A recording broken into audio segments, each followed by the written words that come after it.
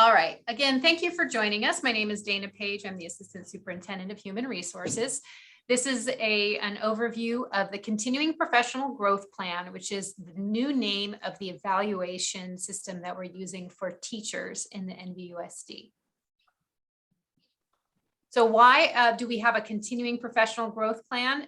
Because we grow a lot of things here. One of the things we like to grow is our teacher excellence. And we believe that this new way of approaching what used to be an evaluation actually does more to promote professional growth than our former evaluation did.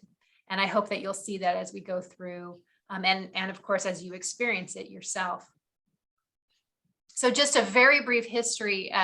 Back in 2016, we started gathering input from teachers around how we could potentially change our evaluation system to be more supportive and more promoting of professional growth. And we did a pilot. So we gathered a lot of input, a lot of different ideas. We piloted 4 prototypes and then made a decision around 2019 on this final product that you are going to be experiencing going forward. And we did pilot it in 2019. And as you know, there was a lot of things going on at the end of 2019. So we didn't quite get a full pilot in there, but we learned enough to know that this was a pretty successful way to approach our evaluations. And then we've been refining it based on some feedback from users ever since. We did continue to use it through the pandemic with our temporary and probationary teachers, although we did put a pause on evaluations for permanent teachers during the pandemic, but we are back on our schedule for permanent teachers as well. And you'll see that actually one of the things we incorporated into this was a difference in process depending on whether or not you were a new teacher or whether you were a permanent teacher. In general, though, the process is meant to sort of mirror the learning cycle of students. So we have, we want to identify needs, set goals, make a plan of action, and then implement that plan, review and reflect, and then redo and replan as necessary. And I'm just going to pause and just remind people, because I'm seeing some folks hopping in who are not teachers, and I just want to let you know this is only going to be about the teacher evaluation right now. So this is the general process flow. And again, we have designed this so that there are 3 different processes that you may engage in. And they're just process A, process B, process C. So not very creatively named, but process A is generally for our temporary and probationary teachers. And then process B and C are for permanent teachers who have had satisfactory evaluations. There are opportunities for teachers to approach their professional growth in a different sort of a way that focuses on using your own reflection, peer input, etc. Versus process A, which is really for our new teachers and new to our system. And it is a more thorough kind of evaluation that really reflects more like our former evaluation, but it also contains definitely elements of self-assessment and reflection and some different sources of data gathering that we have not traditionally used in the past. So for all of our processes, though, whether it's A, B, or C, there is an initial conference, which starts with a self-assessment using the teacher's standards for the profession. So we use the CSTPs with everybody right at the beginning to set some goals. And it's a collaboration between the practitioner, the teacher, and the facilitator, who is your evaluator, to decide on your areas of focus. Some goals are set and a plan is made. And that generally is going to happen August and September. Now we're a little bit behind on our initial conference, just again, given the crazy year that we are in the midst of. So some of our timelines have adjusted, and I will talk about those later. But in general, the first thing that we're going to be doing is the initial conference. So then the mid-conference point is there is a mid conference point for every process, A, B, or C. And it does look a little bit different depending on whether you're probationary, temporary, whether you're doing A, B, or C. We'll talk about those differences a little bit. And then they all end with a summative conference. Now, the summative conference for A really reflects more like a traditional evaluation in which you as the practitioner are going to receive feedback on your performance in all 6 of the CSTP areas. That is only for people doing A. Again, the people most likely doing process A will be your temporary and probationary teachers, or any teachers who are permanent but have not, where there have been areas of concern and you may be on a professional growth plan and you require more support. In general, A will only be used with probationary and temporary employees. So, but there for everybody, there will be a point at the end of this process where the practitioner will reflect on their growth from the year and then identify any next steps. So this is the timeline for this year. As I mentioned, we have a little bit of a delay in getting started. You can expect, if you're a teacher, in doing any one of these processes, that you would have your initial conference done by Friday, October 15th.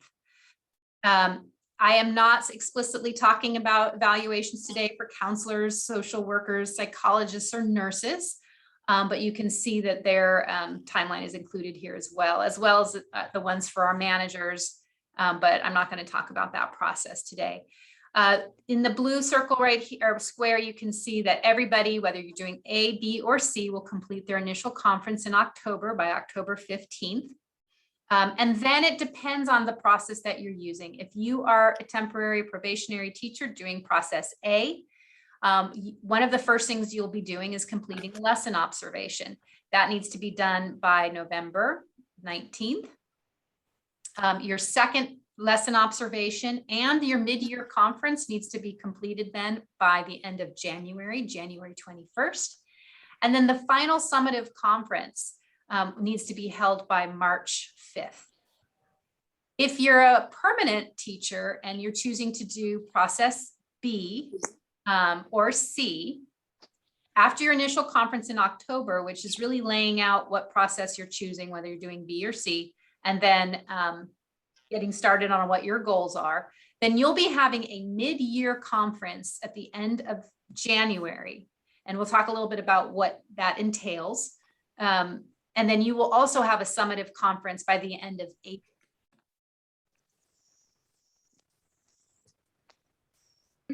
So again, there are some key components that everybody shares.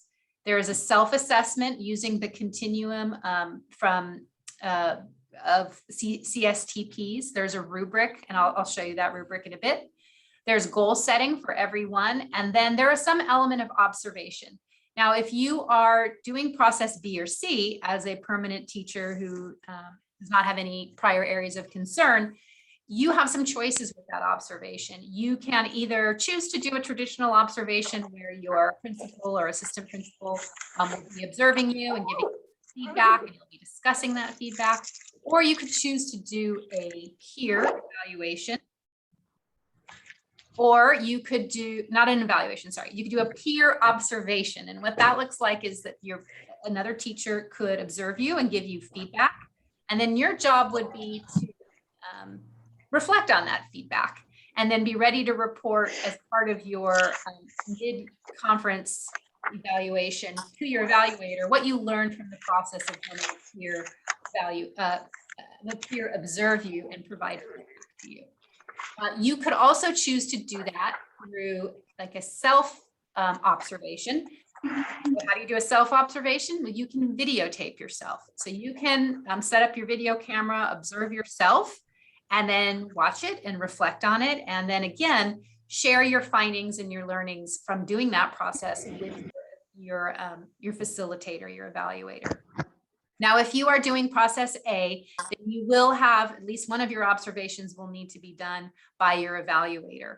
And then you can talk at your goal setting meeting around whether or not you would like to also have a peer evaluation in addition to, or do self-evaluation, but your evaluator will need to do an observation of you.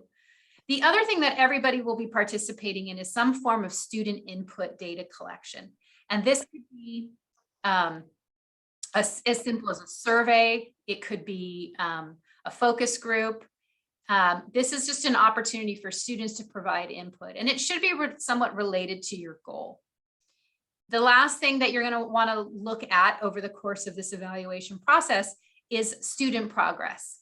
So again, related to your goal, finding an area that you are interested in tracking student progress. And it's really more about your you going through the process of tracking student growth and what you learn from that process, than it is necessarily about whether your students made huge leaps and bounds in their progress, right? So it's more about that analysis that you do than it is about your students making the progress. So you're not gonna be, let's say, given an area of concern because your students didn't make progress. The idea is that you need to look at then, why did they not make progress? What can I do to help the student at this point, or these students particularly, make progress? And even if all of them made great progress, then the question would be, what can you do next? What would be your next steps with these students? It's more about getting to the heart of your ability to analyze the progress of your students and know what to do next. So as I said, everybody starts with a self-assessment. The self-assessment that we are doing is exactly that. It is you rating yourself in each of the 6 standard areas from the CSP. So I'll show you on our website. Yeah, you got rather listen to your jams. We have this resource linked in, and you can use the book to help you figure out where you fall on the rubric from level 5. We just make sure you're muted. Thank you. So how do you use this rubric? So again, this is not exactly what the form looks like in Talent Ed. This is kind of like a paper copy of what it would look like. But what you would do is go through, look at standard 1, which is engaging and supporting all students in learning. And you decide if you think you're emerging, exploring, applying, integrating, or innovating. These descriptors are from the CSTP rubric, and they're very broad. You can use the CSTP rubric to go deeper. So for instance, emerging expands awareness of curriculum and instructional practices to support understanding and engage students in learning. That's what emerging looks like in this standard. Here's how it corresponds on this rubric. So what you would want to do is go deeper into each element. So go back here. So standard 1 has multiple elements. So standard 1 has element 1.1, and it's using knowledge of students to engage them in learning. When you go through and look at the rubric, you can see that at the emerging level, it states what it looks like from the teacher perspective, learns about students through data provided by the school and/or through district assessments. And it also states what it looks like from the student perspective. So as you read through this, you get a sense, the practitioner yourselves get a sense of where you land on this rubric. What's your starting point? If you're a brand new teacher, then it might be, a very natural starting point that you are at emerging. We may also find that just due to our circumstances, you are potentially just emerging at this point. For me, some years I've met with teachers when we first started doing this, they indicated that, I have a brand new grade level, a brand new class. I feel like in many ways, I'm starting over in my practice. And so they rated themselves in sort of an emerging or exploring level in some of the standards. And that made sense for the context that they were in. You could argue that in coming back from half in-person, half virtual learning, that many of us right now are in a point where we're a little bit starting over in some of these areas. So if that's the way that you see yourself and feel, that's perfectly fine. You're just naming what you feel like is your starting point. And the whole reason for doing this is to be able to use this to develop goals. So if you see that you are, merging in an area, or maybe even you're applying, but you want to get to innovating, the beauty of this rubric is it kind of tells you exactly how to go from applying to higher levels. So what you'd be doing is in your self-assessment, going through each of the standards and just selecting where you think you land. So here's an example of somebody who says for standard 1, they're applying. For standard 2, they're integrating, etc. So from those starting points is where you're going to set your goals. So the first meeting with your facilitator, you're going to be talking about that self-assessment, and you're going to be talking about the kind of goals that you have this year. And again, that's whether you're brand new starting out, you're temporary probationary doing process A, or whether you're doing process B or C, and you've been a teacher, a permanent teacher with us for a while. So again, using this continuum of practice, you will be stating in your documents what standard is your goal going to fall under, and then what is your goal. We're asking everybody to have 2 professional growth goals. You may do an optional 3rd goal. And what I often get asked is who gets to decide what the goals are. So these 2 goals are for you to decide as the practitioner, but it is the purview of your evaluator. If they feel that there's an appropriate additional goal, whether it's a specific goal that they have in mind, based on your individual practice, or whether it's a school-wide goal, an area that everybody's working on, they may choose to add an additional goal, or you may choose to add an additional goal. But the first 2 are yours to decide. So again, you can use the element and where you are, like let's say you're a teacher who feels that for element 1, you're integrating, but you'd like to get to innovating. So the difference then between integrating and innovating is that maybe students are taking ownership of using their knowledge and engaging them in the learning. So you would make a goal stating that this is what you're working on, that you're working on goal 1.1. You want to move from integrating to innovating by having students take more ownership of engaging themselves in learning. And then that is an opportunity for you and your evaluator to have a discussion about what that could possibly look like. What are you going to work on between now and your summative conference to try to make that happen?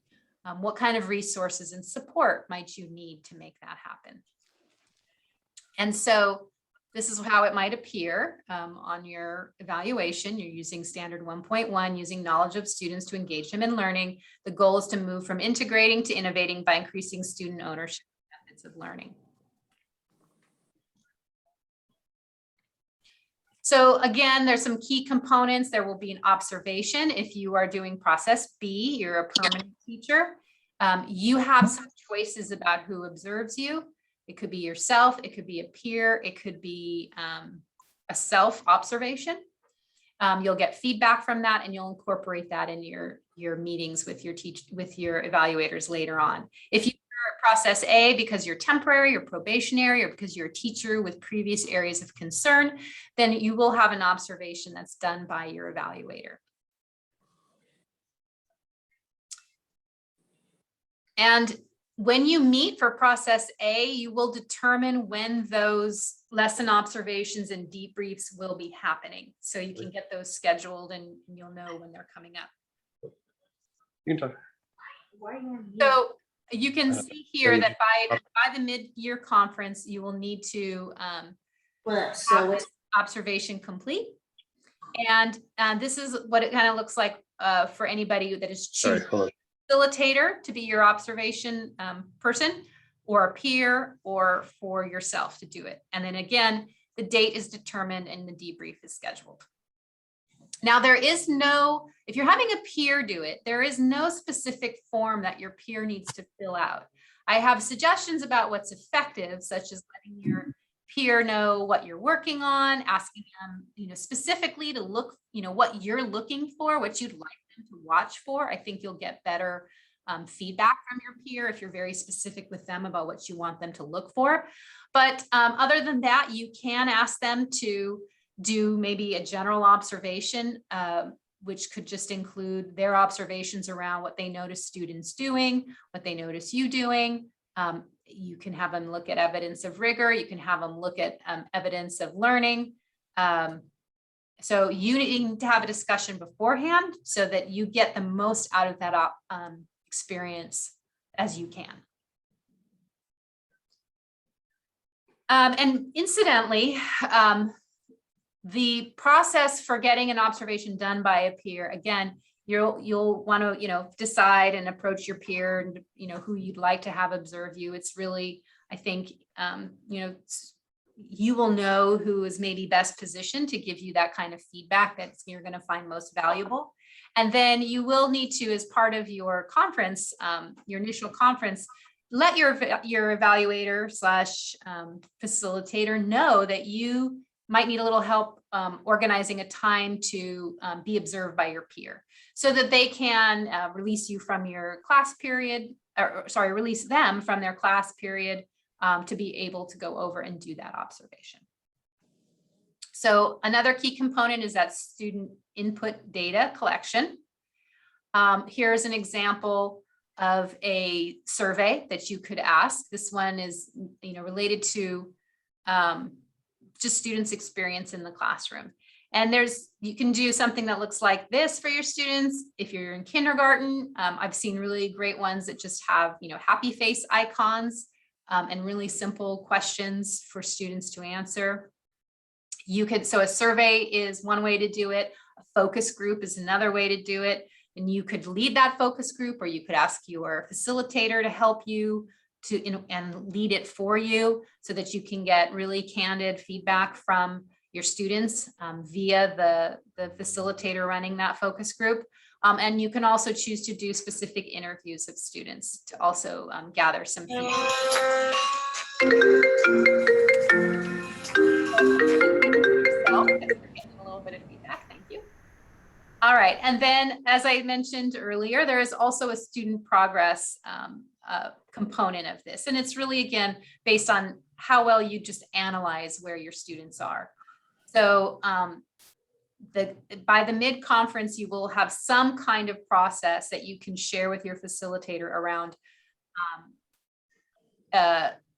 maybe a goal or learning objective that you had for your students, how you assessed it, and what you saw in the post assessment, or what you saw in the assessment data post teaching.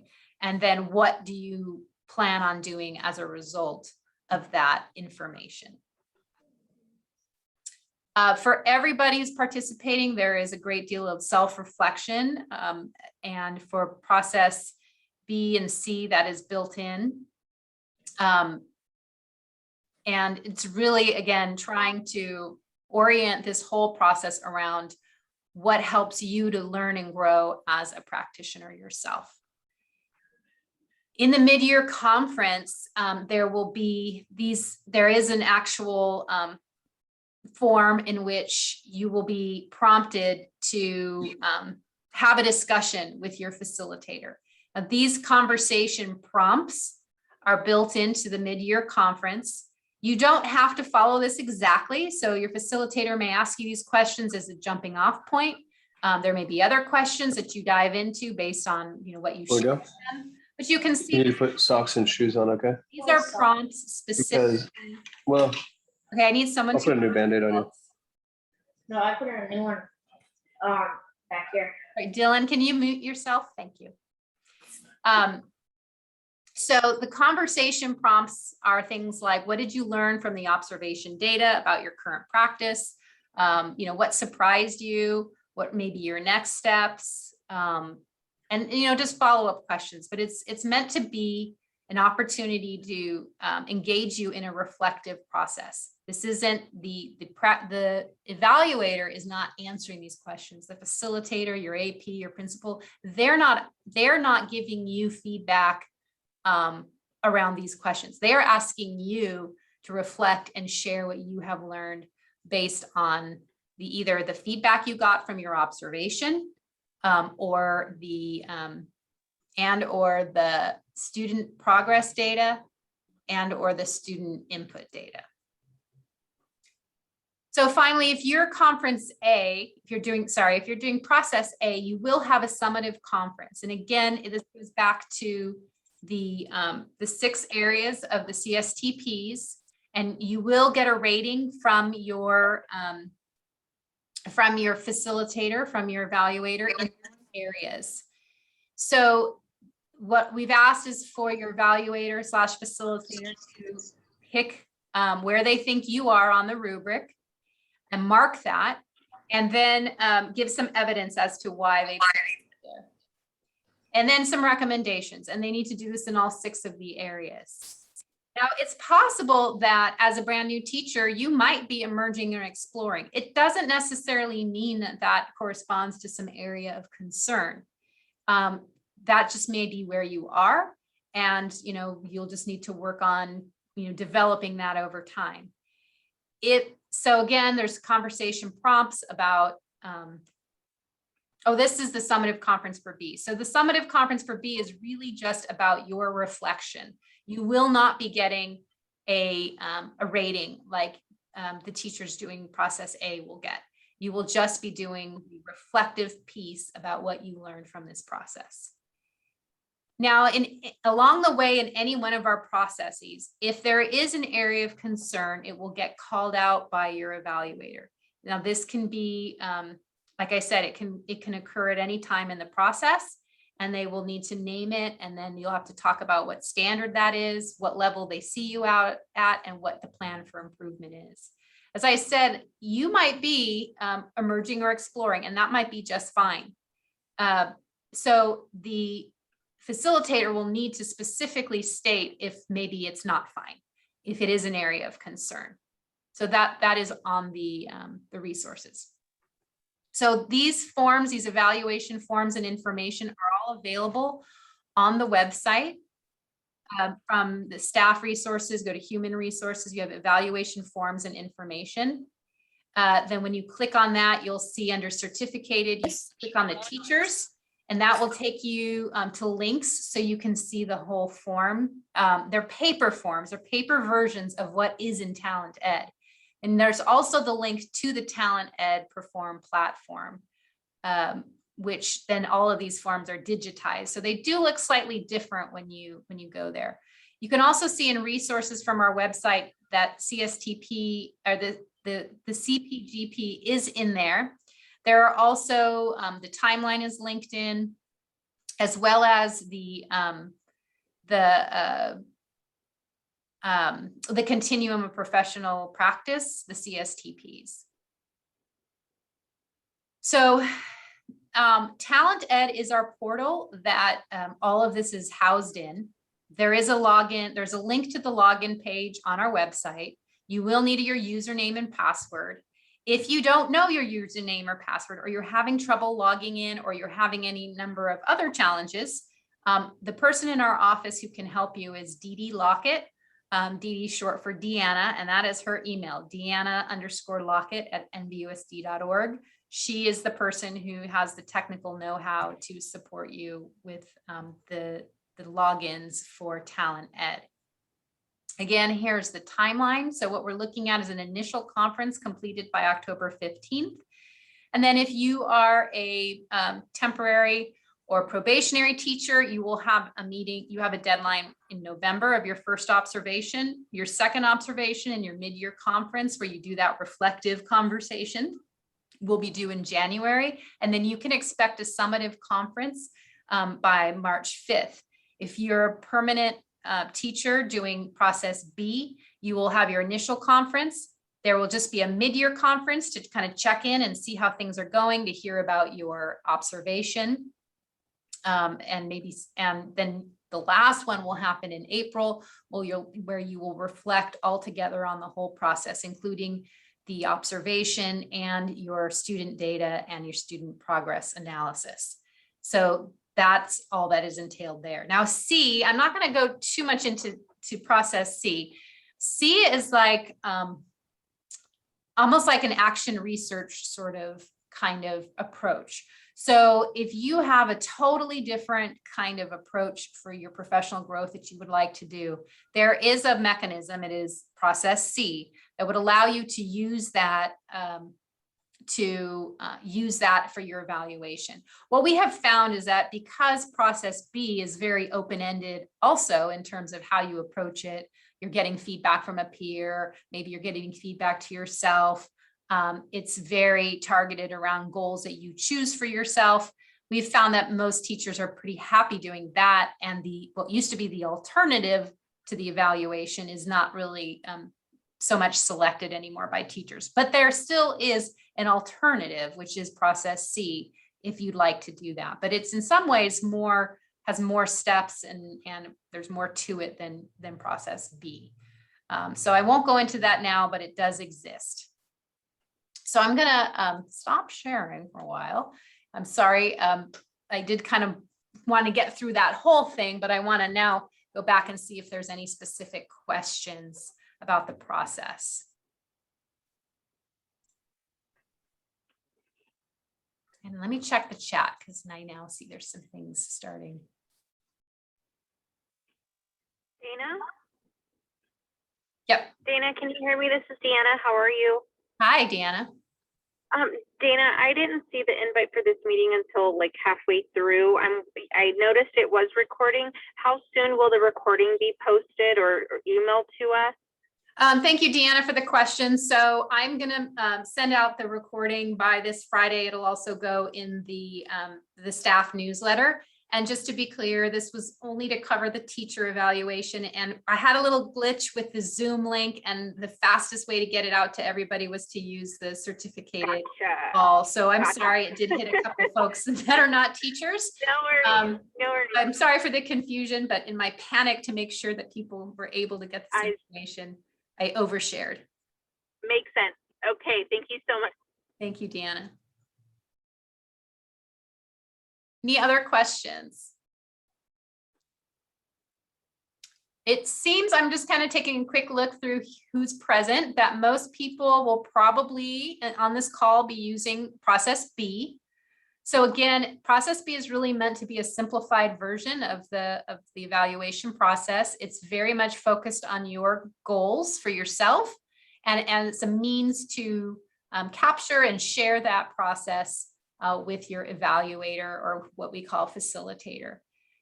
There's a couple major steps. There's the self-evaluation, which after you do this, it's a self-assessment, where you see yourself on the rubric, and then you come ready to share those goals at your initial conference. That's the first step that everybody's going to go through before October 15th. So the thing to kind of remember if you're being evaluated is you're going to want to do your self-assessment, figure out what goals you want to address this year, and be ready with that information when you meet with your evaluator for your initial conference.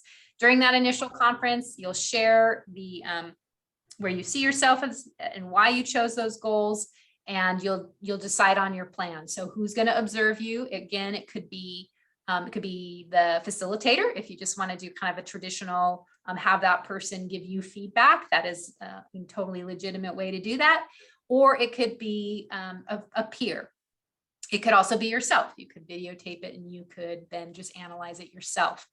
Then at the mid-conference, you will be discussing what you learned from that experience and how things are going with your goals. And then and then you will add the pieces of the student assessment. So student feedback. It's not really an assessment from your students, but it's an opportunity for them to give input and feedback to you. And then also doing the analysis of your student progress. Those two pieces of data will be added to the observation reflection that you've had previously, and you will just wrap all of that up and share your learning overall from this process with your facilitator at your final conference in April. So it's a pretty, it's a little more of a stripped down version of our former evaluation process. Now, process A, like I said, is a little more involved. It's a little more dictated, for lack of a better word. The observation does have to include an observation from your facilitator, your evaluator. And in addition to those things I described in process A, you will be receiving a summative assessment that is feedback for you from your evaluator in all 6 of those areas on the CSTPs. And then, of course, there is the process C, which is, completely divergent from those other 2 processes, but it's an opportunity for those of you who really want to do something different. It is only an opportunity, I should say, available to, again, our permanent teachers who are who have had sufficient, who have had no areas of concern on their evaluations previously. So the question I just saw in the chat was, what if your evaluator decides that you have areas of concerns and marks you as emerging or exploring? So that would be in the event that you are doing process A, you have a summative assessment at the end, your evaluator marks you as emerging, exploring, or at some other level, and they indicate that there's an area of concern. Now, again, they can mark that area of concern earlier on in the process. So if they do mark that early in the process, let's say at the mid-summary conference point, at that point, they will need to make a plan with you, like a professional growth plan that helps to address those areas that they are concerned about. So if they mark an area of concern, they will need to come up with you with a plan that helps to support those areas as an area of growth. Then by the time you get to the summative assessment, they have another opportunity to assess that. If it's still an area of concern, or it's an area of concern that doesn't emerge until the summative assessment, again, they will need to make a plan with you, but that plan would then be revisited the following school year where you would be evaluated again. So you would, if that is what would trigger a professional growth, that would trigger an additional observation year for you the following year, kind of like in the past where if you had, again, an area of concern, then you were evaluated again. Now, if you're temporary or probationary, you would be evaluated again anyway, because that's how it works. But let's talk a little bit about if you're a permanent teacher who gets an area of concern. And that might happen if you've not been evaluated with this new process yet. Then you may start in process B. And there are areas in process B where if during your mid-conference check-in or at the end, your evaluator could mark an area of concern. One of the things that they could recommend is that you would then move to process A and be reevaluated the following year on your areas of concern. So again, there would be a professional growth plan, and you may be evaluated again. You will be evaluated again, and you may move to a new format, which would be process A. There was one other thing I wanted to say about that. No, it's just slipped my mind. So let's see. So we're talking about areas of concern, process A. Oh, it'll come back to me. Sorry. Let's see if there's another question.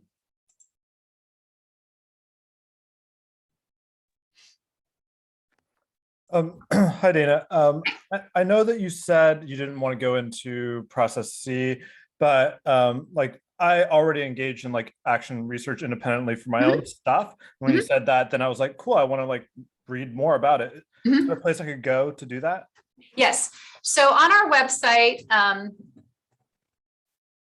we have all the forms on there. So if you go to human resources and then under evaluations and forms, let me see, I'll share my screen and walk through that so you can see what I'm looking at. So under evaluations and forms, you go to teachers and the continuing professional growth plan. There are paper mock-ups of these. Again, they look slightly different when you see them in Talent Ed, but this is a way that you can kind of preview the whole process. So there's A, there's B, and then the last one is C. So again, just like the other two, it starts with a self-assessment and your goals for professional growth. And then it's very open-ended. It becomes a description of the project or plan that you want to do. So you would be discussing this with your facilitator / evaluator at the initial planning conference. And then here's what the plan looks like. So it asks for your action steps, when you plan to complete those, the resources you need. And then at the mid-year progress check, you deliver the evidence of growth, a reflection on progress, and your next steps. I know what I was going to say too. On every single evaluation at the end, here's kind of a similar process for the summative, where you again talk about the evidence of growth from your project and a reflection on how you got there and any next steps.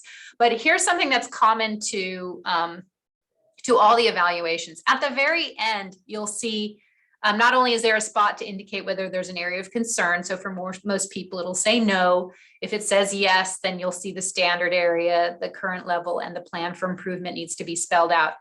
But everybody has on their evaluation on whatever process, A, B, or C, the facilitator will recommend the next evaluation cycle.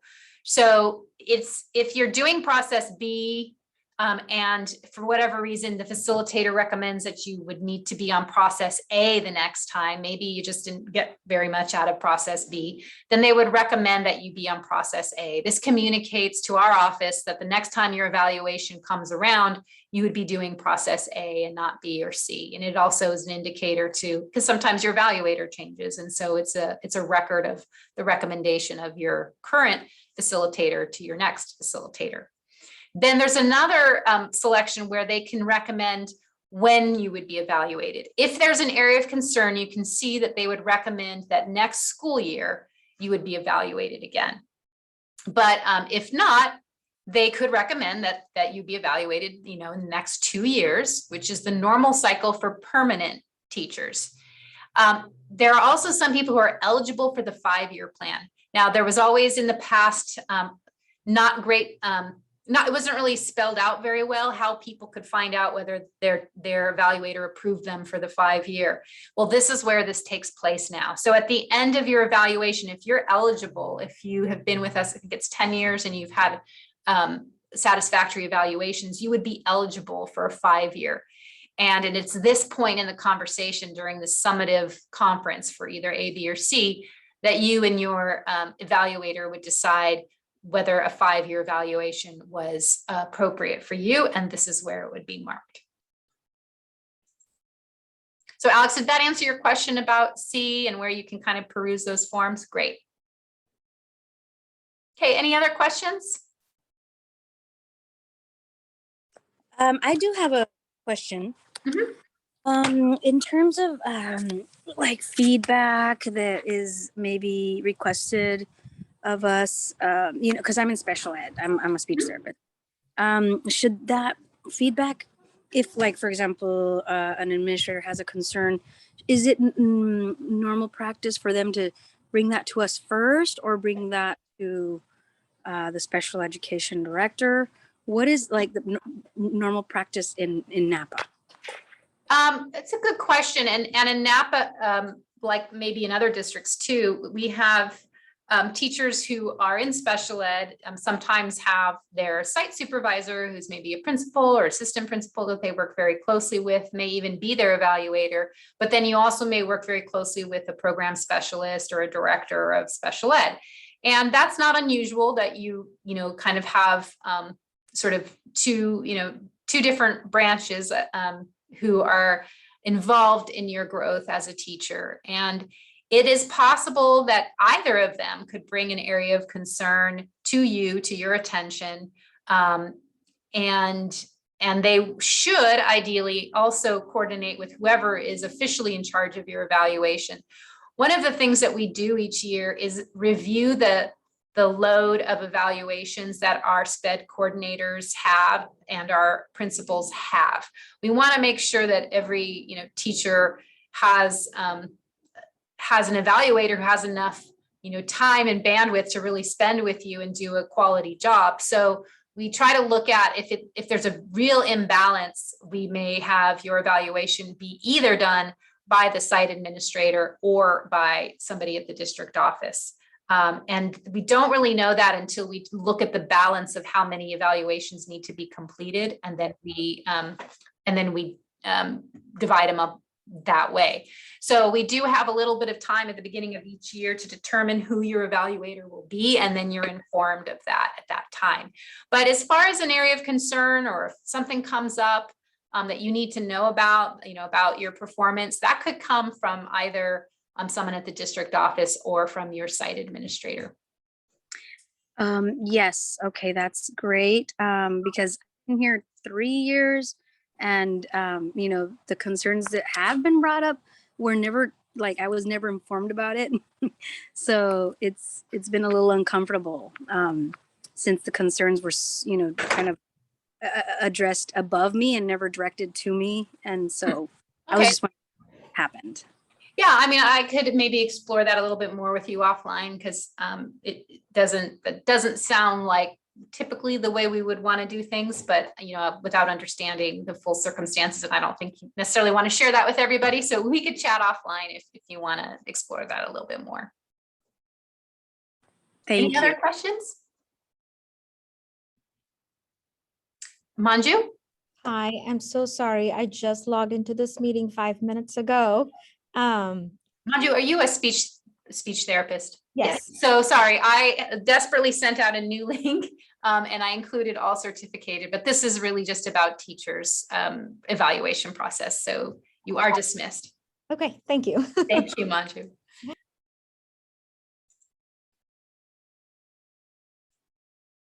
Okay, so then we do have a question.